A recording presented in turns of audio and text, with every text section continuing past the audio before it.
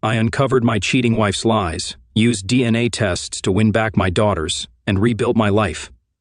Over 5 years had passed since my wife of 15 years, Adelia Lynn Masters, once a local Bank of America branch manager, asked for a divorce, citing she no longer loved me. She insisted there was no one else and claimed we had simply grown apart. I had my doubts but could never prove anything. Shortly after, I overheard her on the phone discussing big changes in her life. We agreed to joint custody of our daughters, then 14 and 12. Both chose to live with her after private interviews. Today, reading the newspaper, I saw an article about Adelia Lynn Peterson, now a regional junior vice president, attending a New York charity event with her husband, Ronald Peterson, a senior vice president. Their daughters, Amanda and Miranda Peterson, now 19 and 17, were also featured. It was definitely Adelia, I thought. She now had the status and prestige she always wanted. The article mentioned her popularity in social circles. Her husband used to be a casual friend of mine from when Adelia and he worked together at Bank of America. Though Amanda and Miranda were my daughters, they now bore a different last name. My immediate reaction was to call my assistant, Helen Beard, to verify what I saw. Helen, who happened to be a distant cousin of Adelia, was off for personal reasons that day. On the day our divorce was to be finalized, Adelia didn't show up. Concerned, I asked my lawyer to find out why. The judge required both of us to testify about the terms agreed upon. Her lawyer revealed she had moved out of state without my consent. No, I replied, when asked if I had permitted the relocation of our children. That's when my nightmare truly began. Judge Donald McDonald's demeanor shifted instantly upon learning the situation. He asked, "Can you step outside and try calling them on your cell?" I left the courtroom and attempted to reach them. To my dismay, all 3 numbers were disconnected. Checking their Facebook profiles on my phone, I discovered I had been unfriended and blocked. Returning to court, I informed my lawyer of everything I'd uncovered.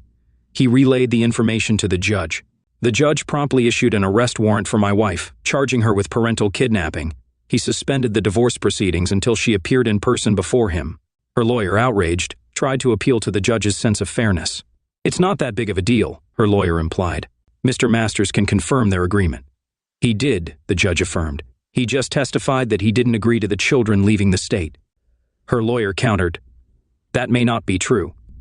He could be lying, which is why she needs to be here." The judge empathized with both their daughters.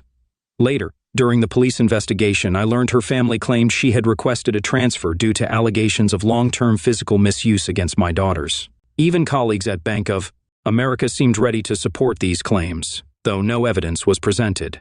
They simply took Adelia's word because of her reputation. Why should it matter? He's just a man, they reasoned.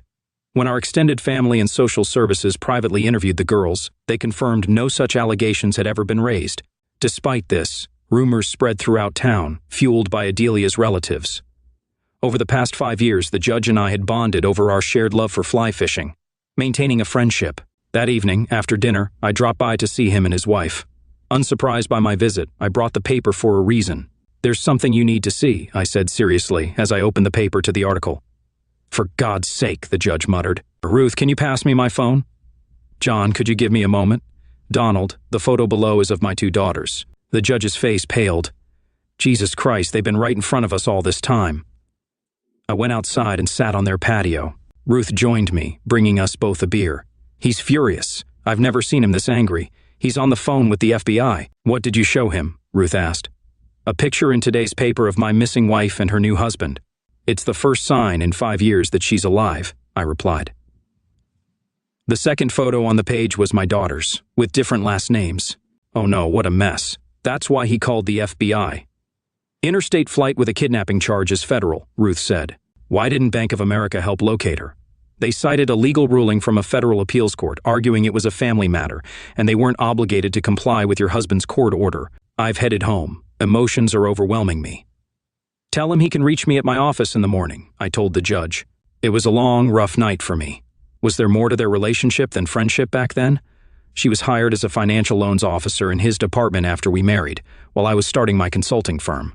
With my daughters. Now, using different last names, I wondered, were they his or mine? Did either of us know the truth?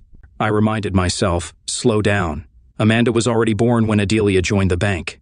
The next morning, I worried about Helen. Over the past years, her disdain for her cousin had deepened. I knew she believed me. Her actions proved that many times. I wanted to confide in her, but I held back. She deserved better than what I could offer amidst my own troubles. Helen to me was a beautiful woman with auburn hair, a gentle smile, and a kind heart, a treasure any good man would cherish. I admired her from afar, never daring to involve her in my nightmare. Work kept me occupied that busy day, thankfully diverting my thoughts. Near day's end, my assistant knocked and entered. "John, 2 gentlemen from the FBI are here to see you." "Should I let them in?" Helen asked. "Absolutely, I've been expecting them," I replied, rising. "How can I assist you?" I asked as they entered. "I'm Mac Holmes, and this is Douglas Dale," they introduced. "We're here to gather background on the situation." I explained our history with her current husband and raised concerns about their relationship and my daughter's name changes. I suggested DNA tests for clarity. I mentioned Judge Donald McDonald halting the divorce due to parental kidnapping charges when she failed to appear. "You'll need to determine if she filed for divorce in New York and if her marriage is legal," I advised. "So the divorce was never finalized by the judge?" Douglas clarified. "That's correct. The records show she disobeyed his order to appear," I confirmed. "Did you authorize her to leave the state with your children?" Mac inquired. "No. Her lawyer informed us she moved out of state," I said, recalling the judge's instructions to contact them. "When I tried, their numbers were disconnected and I was blocked on social media," I added. "She moved out of state before finalizing the divorce and remarried shortly after," Doug noted. "It's clear it was intentional," Mac concluded. "That contradicts what she stated in her New York interview today." "When did you last contact them?" Douglas asked. 2 weekends before a final court hearing when they removed their belongings, I recounted. "I haven't received any legal notices or local updates since. It seems I'm still legally married," I remarked. "We can charge them for falsifying adoption papers," Ma suggested. I asked about adoption papers, but got no answer. I noted Helen draft a letter confirming my signature for the FBI. "Do you still reside at Yale?" Mac inquired. "No, I sold it under court order after a series of incidents," I explained. "Now I live outside town at Ryder Lake, ensuring my safety." After they left, I briefed Helen. She was shocked to hear about her distant cousin and showed hope and curiosity, but there were still too many unknowns, leaving me without answers. "Helen, tonight when I leave, I'll turn off my cell phone. If my situation troubles you, use your judgment. In an emergency, call my house phone," I said. Helen harbored deep animosity toward her cousin Adelia for ruining John's reputation in relationships, causing him to lose family and friends. Witnessing this damage firsthand left Helen questioning how much one could endure before truth prevailed. She had watched John suffer silently for years, sinking himself into work to triple his client base. She had met John at a family party where Adelia's engagement overshadowed everything. Helen predicted their relationship's downfall. John prioritized family, while Adelia craved attention and prestige. Helen had confided in John after her husband's passing, finding solace in his support. Over time, she realized he was the one she wanted to grow old with, but John's haunted past consumed him daily. Adelia and her children's disappearance sparked vicious rumors, some even accusing John of a felony. During dinner at Ruby Tuesdays, Adelia's father, Roger, approached him unexpectedly, sharing that Adelia admitted John never injured their daughters and used false claims to justify her departure. John demanded signed statements from relatives to believe their sincerity, dismissing Roger coldly. "Many in this town think I'm guilty of something I never did," John asserted. Roger left, and John pondered whether anyone believed a 2-minute chat could erase 5 years of pain and lies. Moments later, the waitress who served him approached.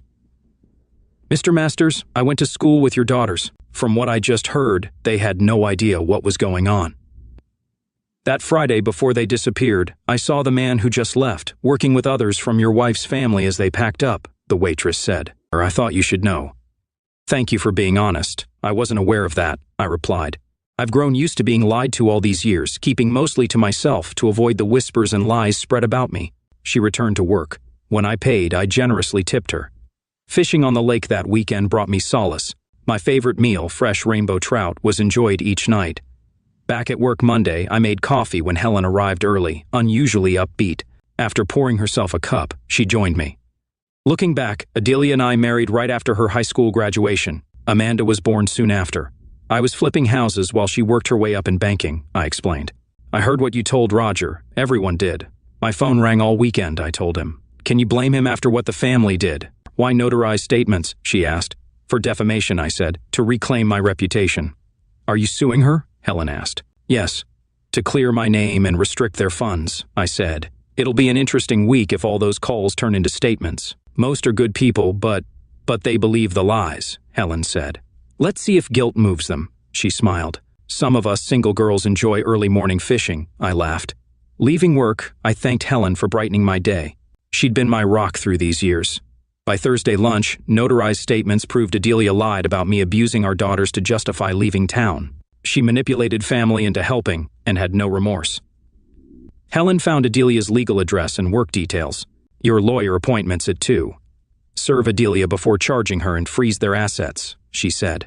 Helen, you're leaving nothing to chance, I thought. God help Adelia if you ever meet her in person. I returned to the office with chilled champagne and glasses. Helen's chosen lawyer was taking my case, and I handed over all evidence. Old court records, recordings, the judge's ruling, signed affidavits, and a warrant for Adelia's arrest. I also included a news article about her new life and detailed our relationships. Learning the Bank of America was complicit, the lawyer said we should sue them too for aiding in destroying your life. As long as one lawsuit covers both, count me in, I replied. We Americans will sue over anything, she smiled. Helen and I shared the champagne, but our moment was interrupted by a call from the judge. Hi, Donald. How's it going? I answered. The FBI is proceeding with a grand jury against Adelia and Ronald next Wednesday, he said. They'll request custody of Miranda and DNA tests for all. Thanks, Donald. About my divorce, I started. I'll grant it once she's in court, even via video, Donald assured. Helen asked, can he send her to jail? The FBI will handle kidnapping charges, but he can rule on contempt, I explained. It's a waiting game. Helen sighed. Yeah, 5 years and counting, I nodded. A few more weeks won't change much. The following week passed quickly.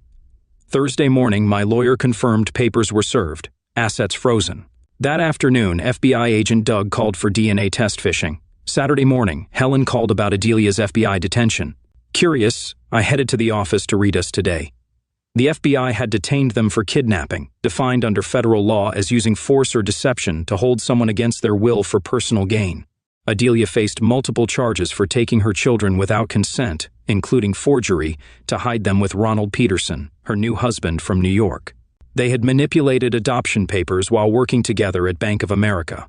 Mr. John Masters attempted to locate his wife through Bank of America but faced a court order preventing disclosure. Ronald Peterson, a senior vice president at the bank, used his authority to hinder John's efforts. John filed a slander suit against Adelia Peterson for falsely accusing him of misuse, causing ongoing police reports. Despite society's perceptions, he became isolated.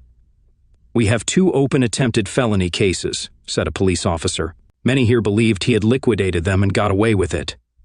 The AR article laid out the facts. The Southeast Missouri newspaper called, confirming its accuracy. The reporter empathized, calling the last 5 years a living hell. My name's partly cleared, John said, planning to sell his business and leave. He collected evidence for his case. Meanwhile, Amanda Peterson was shocked by her parents' arrest for kidnapping. Learning her real parents were not divorced, she was stunned. Her mother was charged with parental kidnapping, her stepfather with aiding and abetting. Amanda left for Cape, reading a damning article about her parents. As she reflected on her mother's actions, Amanda pondered the unanswered questions. Parked outside her old home, police approached, escalating the already tense situation. Who are you? Why are you watching this place? Asked the taller officer. I'm Amanda Peterson. I was waiting for the sheriff's department to leave so I could talk to my father, Amanda replied. And your father's name? The officer inquired. John Masters, she answered. Oh, wow, the officer exclaimed in shock. Tom, go tell Joanne and Jod to put the coffee on. This changes things. Miss Peterson, I'm Detective Joel Smithers. I know your father well. What brought you back here after all this time? He asked. Partly what happened last night in the U.S. Today article. I have a copy in the car. Should I get it? Amanda asked. Please do. It will help me understand what you know, Joel said. After introductions and coffee, Detective Smithers read the article aloud. Everyone seemed stunned except him. You believed my father, didn't you, Detective? Amanda said. I was one of the few, but yes. From the time rumors spread by your mother's family, it was too late. He was stalked, his house vandalized, and he was attacked. We almost lost him. Many thought he was responsible for your disappearance. Your father has been ostracized, Joel explained. A lot of us in the South have our own ideas about justice. Your dad's situation got so bad that it drove him out, Amanda remarked. Where does he live now? He's on 5 fenced acres at Ryder Lake, with electric wire and an electronic gate. In 2 years, no one has seen him in town outside of work. Tom explained. How can I contact him? Amanda wondered aloud. I think I can help with that, Tom replied. I'll check if his business has an emergency contact. Give me a moment. Tom returned shortly with an address written down. Do you know Helen Beard? Tom asked Amanda. She's a second cousin of my mother's, I think. Why? Amanda inquired. She's the only one on record who can reach him 24/7 in emergencies. She's tough and protective of your father, John, Tom explained. She's on her way to his business right now to meet you. He handed Amanda the address. After thanking them, she set off. Helen Beard seemed to hold a deep animosity towards her father. Jod asked what kind of woman could hate a man so much to do what Adelia did to Jonathan. Miranda and I were abruptly awakened by our mother at 4 a.m. that Saturday morning, Amanda recounted. Still half asleep and dragged out of bed, she packed some of our clothes into the car and told us we were going on a surprise trip to New York for a week. That was news to us, she added. So you had no idea about what was really happening? Helen asked. Some family members now say they knew about Ronald and your mother's online relationship but thought it was just a friendship. Well, I caught my mom chatting with Ronald, but I had no idea they had worked together when we were younger.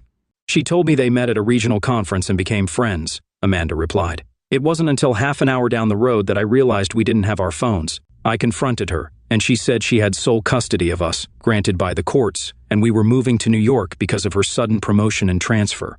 I believed her at the time, but now I know it was all a lie.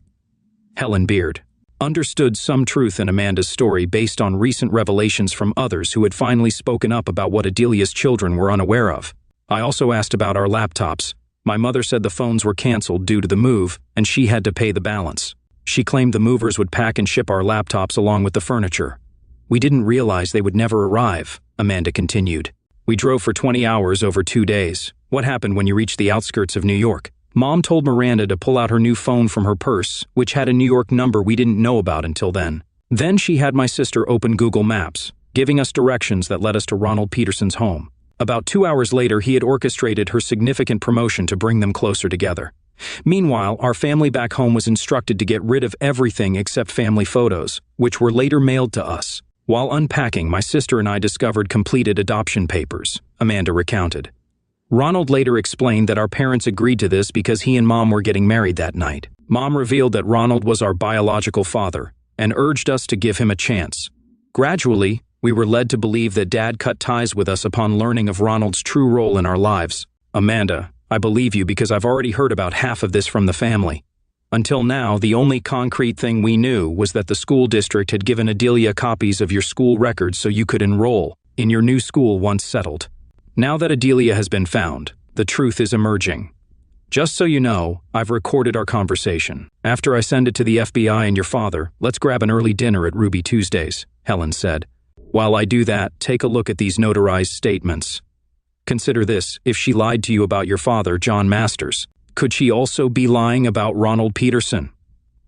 Helen left the room briefly to watch Amanda before forwarding their conversation. Amanda was realizing the extent to which her mother's family had conspired against her father, John. She sent the conversation first to John, then to his civil lawyer due to its damaging nature, and finally to the FBI. Throughout, she observed Amanda, who made no attempts to contact anyone. Just before returning, John texted her, "I'll be waiting for your arrival. Thank you." She texted back, "I left her alone for about half an hour so she could read some statements we received from the family.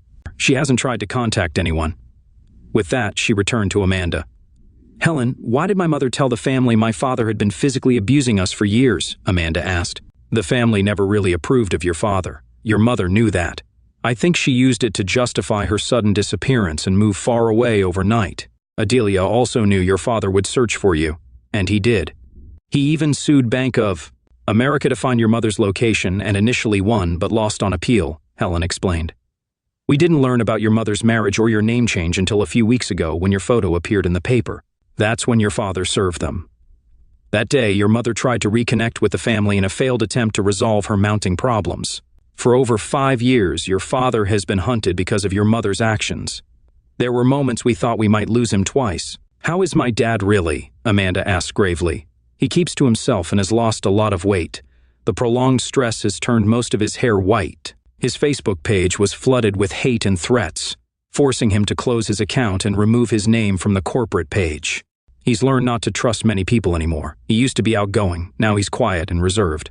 He goes out of town for personal shopping to avoid attention. Things are slowly improving for him, but even his own family is turned away. Divorce is tough, but what he faced was far worse. People here still believe he got away with the felony of U3. Does Dad have a girlfriend? Amanda inquired. With the reputation your mother gave him, would anyone date him? Helen replied. For over 5 years he's had to defend himself against an unprovable lie. Amanda remained silent for a moment before saying, every time he tried to defend himself, it backfired because they had already made up their minds. He was left to fend for himself.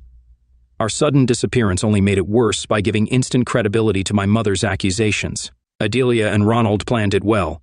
Your father paid the highest price. It got so bad that I feared he might take his own life, Helen said, tears starting to flow. Let's go eat. It was then that Amanda realized the sacrifices Helen had made. She had stood by her father throughout the past 5 years. How much had she lost in doing so? As they headed toward Helen's, Amanda stopped. Thank you, Helen. For what? Helen asked. For having the courage to stand by and love my dad all these years, Amanda replied. The words Amanda spoke brought Helen to tears. Amanda comforted her as she wept. Meanwhile, at Ruby Tuesdays, I sat in my car anxiously waiting for them to arrive. My emotions were in turmoil. I replayed Helen's and Amanda's conversation over and over in my mind. I believed what I had heard, yet I couldn't fully grasp it. When I saw them pull in, get out of the car, and walk toward the entrance, my hand shook so much I could barely light a cigarette. I was a bundle of nerves. Amanda had grown into a beautiful woman. I could see so much of my own mother's face in her, which saddened me because my own family had disowned me shortly after my wife and daughters disappeared. After finishing my cigarette, I turned off the car and prepared for one of the shortest yet longest walks of my life. The waitress who had served me a few weeks ago was now acting as the hostess. She immediately said, Amanda's here. I spoke to her and seated her and her friend towards the back. Are you here to meet them? I confirmed, and she continued. She'll have her back to us when we approach their booth. She led me to their table. Helen noticed me right away and smiled. I walked up and sat beside her, gripping Helen's hand for support. For the first time in over 5 years, I looked directly into my daughter's bright blue eyes. Without words, tears began to flow from both of us. Sometimes words fail in such moments. I had asked for a large flask of their house wine from the hostess. When it arrived, the waitress said nothing, poured our first glasses, and left us alone. Amanda was struck by how much I had changed. I had lost around 40 lbs and appeared thinner and older, with my silvery white hair adding to the transformation. Many women would pay a fortune to achieve that look at my age. Amanda decided someone needed to act, so she stood up, and I followed suit. We met at the edge of the table in a big hug. She cried out, Dad! I responded, Amma, my old nickname for her. Together, we broke the ice. After our emotions settled, we ordered food. Amanda was surprised by how differently I ate now. Previously a meat and potatoes guy, I ordered a catfish platter with an unlimited salad bar. As Helen and I refilled our salad plates, Amanda took the chance to speak with me privately. Helen loves you, Dad. Probably more than I do, Amanda confessed. She grilled me like an old army sergeant until she was convinced I was being honest. She wasn't going to let me hurt you again, and I did. I was old enough to search for the truth myself, but I didn't. I don't think I'll ever forgive myself for that. Amanda, for the past 5 years, I've had no life to offer anyone. People around here suspected me of eliminating you all and getting away with it. If a body had turned up during that time, I might have ended up in jail, I explained. That's why years ago, after being attacked and hospitalized twice, I changed my will to leave everything to you. Helen found me on the brink of ending it all and pulled me back. When Helen returned and saw Amanda in tears, she asked what had upset her. Not much, I replied. Just that 3 years ago, while in the hospital, I decided to change my will to leave everything to Amanda. I told her it was her love that saved me. Soon both women were crying. After lunch, we returned the rental car and headed to my private home at Ryder Lake. They admired the view and the layout of the house. I offered to carry Amanda's luggage, but she declined, wanting to give us privacy. Why didn't you tell me sooner how you felt? Helen asked. I couldn't. I felt trapped by my past, I admitted. I never knew what might happen next. Adelia and Ronald used that uncertainty against me. Now that I'm free from their accusations, I can offer you a future. Helen squeezed my hand affectionately. I guess I'll be putting my home up for sale because I won't let you sell this place. Later, Amanda caught us kissing, which made her feel a bit guilty. We spent the next hour catching up on her life. She was working in a stagnant job in business and pursuing her master's degree online. She wasn't dating seriously. Why don't you join us? I offered. We can afford it, and we could use your fresh perspective. You can start at a junior level and work your way up, considering everything we've collectively put you through. Are you serious? Amanda asked in disbelief. Yes, Amanda, Helen replied, her smile wide. We can start you off with a $45,000 annual salary. Wow, I guess I'll need to find a place to live, Amanda said, touched. Don't rush, there's plenty of room here, I reassured her. But I expect you to do chores like old times. Amanda said, tears welling up. Dad, you've always been a big part of my life, Amanda added emotionally. I'll fly out tomorrow to pack. If I can arrange a flight depending on how long it takes, I should be here sometime Wednesday in my car, Amanda said practically. Let's exchange phone numbers as we finish that. Amanda received a text from Miranda, which she showed me. Finally got my cell back. FBI is holding me until DNA proves if Ronald Peterson's my dad. Found out the adoption papers were forged, Miranda's message read. Amanda replied with, Dad now flying to pack tomorrow, moving back home, joining his firm. His number saved as Sir. Miranda responded, Bring mine and my laptop. Lawyers can handle the rest. See if you can grab today's US Today newspaper. It explains a lot. Amanda texted back, Call me when you can. Helen found me on the patio and asked, How are you feeling? Emotionally overwhelmed, I admitted, pulling her into a hug. How about I take Amanda with me to get some of my clothes? Helen suggested. That'll give you some time to process everything. I sent her the program for the gate's electronic lock via her cell phone and gave her the house keys to copy, suggesting we might need 4. They were gone about 2 hours. I spent most of that time in tears, finally releasing the pain I'd carried for so long. When they returned, we were all smiling. I was on the patio, firing up the grill for steaks with salad ready and potatoes baking. I watched them chat as they brought in lots of stuff over 4 trips, now spread across the master bed. During a very late dinner, Amanda mentioned she'd fly out at a.m. Sunday, and Helen and I would move more of her things tomorrow. It warmed my heart to see the girls enjoy their meal. Afterward, over coffee, my phone rang. Only the FBI had this number besides us. Hello, Mr. Masters. It's Doug Dale. Miranda's DNA test confirms you're her father. She wants to come home. Landing in Cape Ad Monday, Doug informed me. That's great news. Helen and I will be there to meet her, I replied. Perfect. Amanda's on her way. Miranda saw the article online, Doug added. By the way, Ronald Peterson was devastated. Adelia misled him about Miranda. It doesn't change his legal situation. One more thing, what are my daughter's legal names now? I asked. Their legal name is Masters. You'll receive the court ruling Monday to change their IDs, Doug assured me. With that, he ended the call. Overwhelmed, tears flowed and I struggled to speak. Helen and Amanda were concerned, but I quickly composed myself. I told them Miranda was arriving at the airport at 7:30 on Monday morning, confirming, she's mine. I said, when they broke the news to Ronald Peterson, he was devastated. Adelia had him convinced she was his. I knew it, Helen said. Did my cousin Adelia ever tell anyone the truth? Amanda asked. I've got bad news. You have to change your last name back to Masters because the federal court ruled your adoption invalid. My daughter ran into my arms crying. Peterson never felt right. We saw Amanda off as she headed back to New York to retrieve what she wanted in her car. Then we went to meet Helen's 2 brothers and their wives in Jackson. They were going to help move the furniture she wanted out of her house. Since only 2 of the bedrooms were furnished, we had plenty of space to accommodate her things. The whole story was printed in the Sunday edition of the Southeast Missouri newspaper. We met them at Hickory House for breakfast. They all noticed the happiness glowing on Helen's face. Her sisters-in-law pointed out that in 6 months, with Helen's cooking, I would have some meat on my bones. The restaurant owner, a longtime friend, said, Congrats, John, this meal's on us. We finished everything in one long day. I think Helen's sisters-in-law were jealous of her new home. Helen and I offered to take them and their families out to dinner, but they declined, suggesting they would come when we hosted our first housewarm party with all our family. At home, we were at the airport in the morning because some days the connecting flight arrived early. Helen had informed those who needed to know that neither of us would be in today. The response was, we figured that when we read the Sunday paper. I watched Miranda descend the stairs from the small plane, heading towards me in blue jeans and a tank top. It was hard to believe how much she had changed. The last time I saw her, she was a teenage girl with pigtails. Now she was a striking young lady. As soon as she saw me, she started running toward me. The sliding doors opened to let her run in. She cried out loudly as she literally jumped into my arms. Daddy! Both of us let our emotions flow. We were being captured by cameras, but we didn't care. I heard Helen tell the local station reporter, That's John Masters and his youngest daughter, whom half the town thought he had liquidated. Turns out, they were kidnapped over years ago. The FBI has their mother and her lover in jail for it right now. This is the first time they've seen each other in over 5 years. We broke apart and turned towards the reporter. Miranda stepped forward and said, "I'm Miranda Masters. That's my father, John Masters. 5 years ago, with help from my mother's family, we were kidnapped. They spread rumors that our father had physically misused us. That's not true. While my mother's extended family may be involved in such things, our dad did not and would not. Anyone coming after him in the future is coming after my sister and me.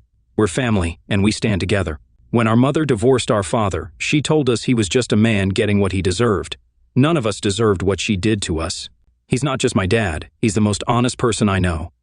I introduced Miranda to Helen. Miranda hugged her and said, "Amanda and I had a long talk yesterday about everything. We learned it turns out our mother lied and misled Ronald just as much as she did our dad.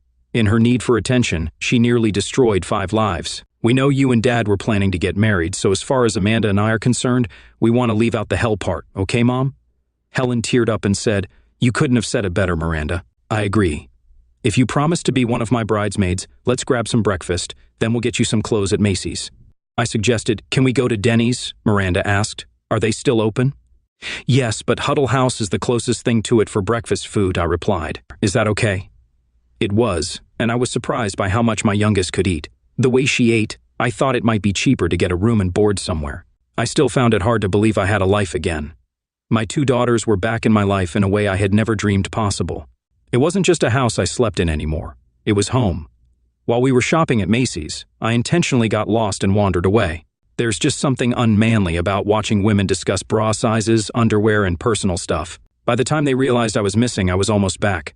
Helen asked, "Where did you disappear to?" "I had to use the restroom," I replied. I had to sit and watch as Miranda tried on clothes. For some reason, she wanted my opinion. Honestly, I thought she'd look good in anything. After spending $300, we left with 2 bags. Back at the house, Helen took Miranda upstairs to show her the now furnished 4 bedrooms. Helen was thrilled when Miranda chose the room with her master bedroom furniture.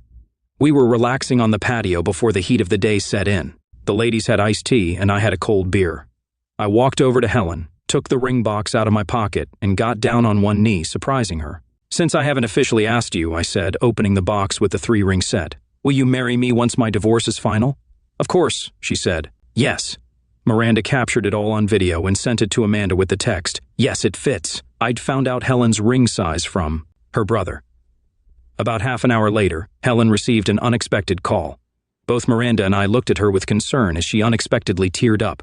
I didn't understand until she handed me her phone. As soon as the person said, "Congrats, Dad," I realized it was my eldest daughter. "Are you on the road yet?" I asked. "I left at 4 yesterday. I've been driving almost non-stop since then," Amanda explained. "There's less traffic at night and fewer cops on the highway. My car cruises well at just over a 100. Let my sister know I got her stuff." I agreed and asked, "How much farther do you have to go?" She replied, "What time is it there?" I said, "About 2 p.m. "Why?" she said. "I need directions. I just pulled off onto the off-ramp at Cape." I told her I'd text her the directions. I did. I wasn't sure whether to be proud or upset because it seemed she had driven 24 hours straight.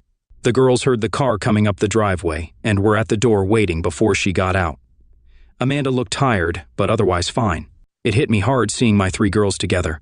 The first thing Amanda did was check out Helen's engagement ring. Just then, the house phone rang. I ran to answer it. "John, we've been swamped today," Chris said. "Some of the clients we lost due to the rumors are coming back, and we have a lot of new ones setting up appointments. Many are from out of state. If this continues, we'll need to hire a lot more staff." "We're working on that," I said. "My daughter Amanda starts as a junior next week. She's green but working towards her master's in business administration. Can I have her on my team?" Chris asked. "It will be long hours, but she'll learn the ropes the hard way." I agreed. Okay, Chris Aker was a go-getter. I had hired him right after he graduated top of his class. Like us all, he learned the hard way, and it cost us, but over time, he more than made up for it. He quickly realized that business theory didn't hold up in the real world. He admitted it openly. Everyone working under him learned the same way. His approach was, if you saw someone making a mistake, you stopped them and explained why their thinking or approach was wrong. The only wrong question was the one you didn't ask. "Chris, Helen and I will be taking the rest of the week off," I said. "We have a lot to sort out with our engagement and the girls coming home. We also have to handle some legal issues and enroll Miranda in school. Engaged? Wow, that reminds me, we got a letter from the FBI. Can you swing by and pick it up at? Chris said. Hell yes, thanks for the reminder. I'd forgotten, I said before hanging up. At 4:30, the four of us headed into town. We decided to celebrate our first official meal as a family at Lobster, a place my daughters picked. I pulled up in front of our office and asked Amanda if she wanted to see where she'd be working. She said yes, so we all went in. As we entered, the receptionist stood up and led us to the biggest conference room. Inside was a large cake and a huge banner that said congratulations. Amanda met her new boss. Everyone met my new family. It was noted that my daughters were already calling Helen Mom. We arrived at the restaurant around 6:30, just in time for their annual all-you-can-eat shrimp deal. My daughters lost count of how much they ate. I couldn't believe I now ate raw lemons like others eat oranges. Together, my daughters and I read the court ruling. The first point highlighted that the document used could easily be found on LegalZoom.com, requiring no lawyer. The second point noted that writing experts said John Allen Masters' signature had been traced, causing breaks in the ink flow. Comparing his signatures on the document showed inconsistent breaks, unlike the natural pattern one develops over time. The third point was that I had never signed my full middle name. The fourth giveaway was the recorded date of my signature, according to witnesses, was after they had left Missouri.